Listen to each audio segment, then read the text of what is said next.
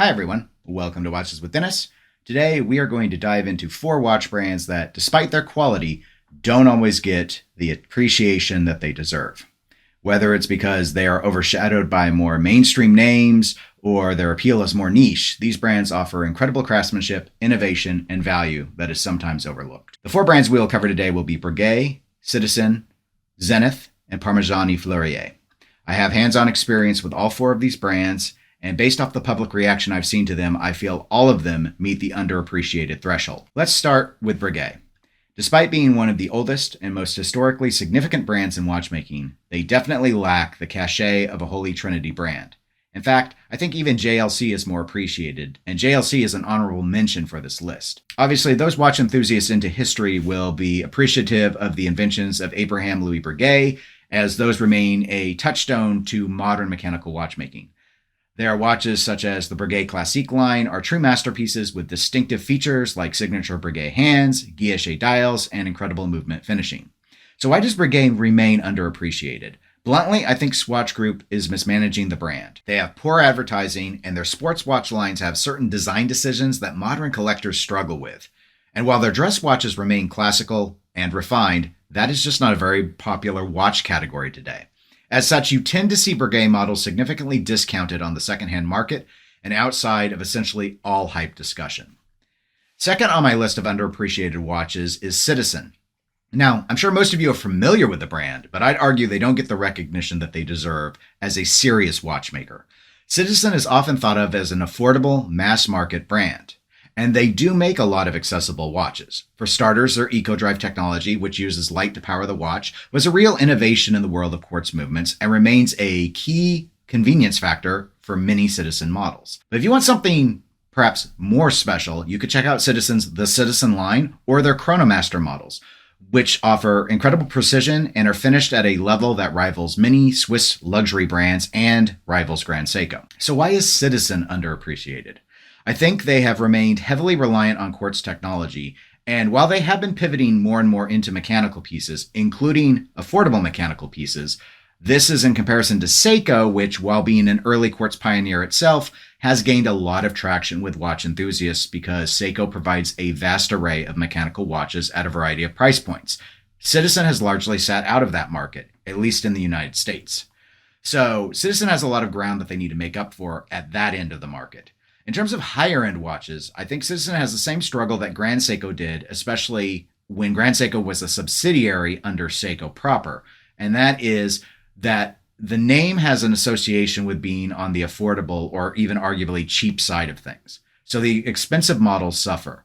The name on the dial conveys a price bracket to many potential buyers, and Citizen's reputation for quality, affordable watches actually hurts them when it comes to the luxury market.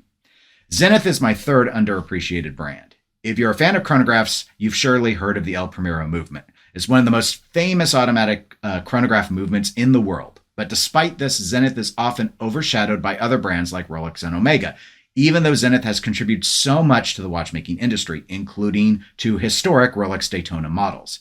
The El Primero is a high beat movement, and Zenith is one of the few mechanical chronograph manufacturers today that does that, allowing for 1/10 of a second precision thanks to the 5 Hz movement. That said, Zenith is more than the El Primero.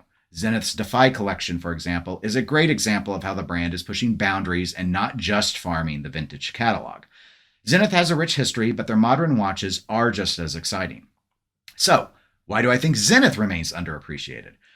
I think in this case it's a lack of a standout design. The brand is better known for the El Primero movement than any particular model line or a dial and case combination. During the pandemic, they got a lot more traction on some chronographs, but the Zenith Chronomaster Sport, which easily was the most popular one to come out, the only thing anyone ever really readily said about it was just how close it looked to a modern Daytona. That was great for short-term sales, but for a long-term brand-building strategy, that is not going to let Zenith break out and be appreciated as a proper high-end manufacturer. My last underappreciated watch brand is Parmigiani Fleurier. Now, this one really flies under the radar, but it absolutely shouldn't.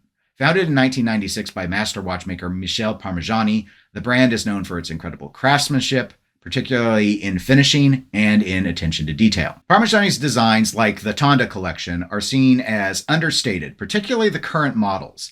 And this lack of flash may be part of the lack of appreciation, which is perhaps why they don't get as much attention versus flashier watches from other high-end luxury watchmakers.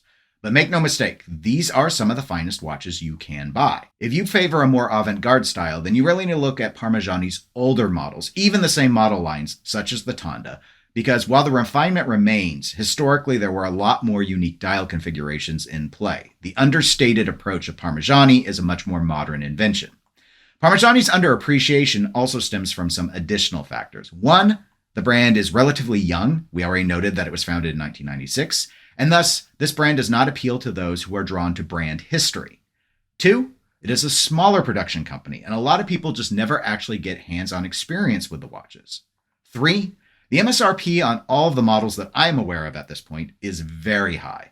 So setting aside that immediately rules out some people because Parmigiani is going to be outside of the budget in general, even those who have a budget for Parmigiani watches all of a sudden have entered into the space of the Holy Trinity, and there are thus a lot of competing options for the money.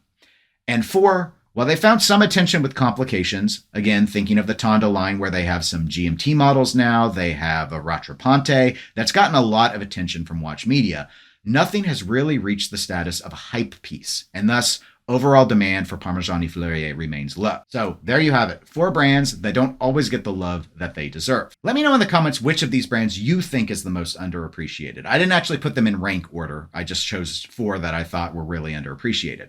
But also let me know any brands that I didn't cover and you think I should have. For example, I gave an honorable mention to JLC, but I did not actually put them in the list. Is that one that I should have included? If you enjoyed the video, please do give it a like. Don't forget to subscribe.